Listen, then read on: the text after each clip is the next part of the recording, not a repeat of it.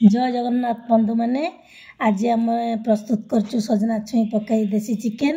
प्रथम चिकेन को भल भाव धोई से दही सोरिष तेल हलदी लंका गुंड धनिया गुंड पकई भल भाव मैरिनेट कर रखीदे। यापर किसी कटा जाइथिबा आलू सजना छुई को भाजी नवा और पियाज कंचा लंका टमाट को काटी नवा। मसला प्रस्तुत पर अदा रसुण सुखिला लंका को भल भाव काटी नवा।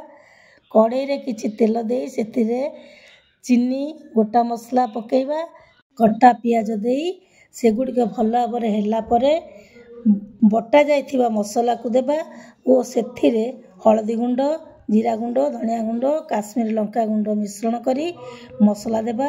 या परे मसला को भल भाव कषि नेबा सेथिरे कटा थिबा टमाटो ग्रीन मटर स्वाद अनुसार लुण दे भल भाव नेबा।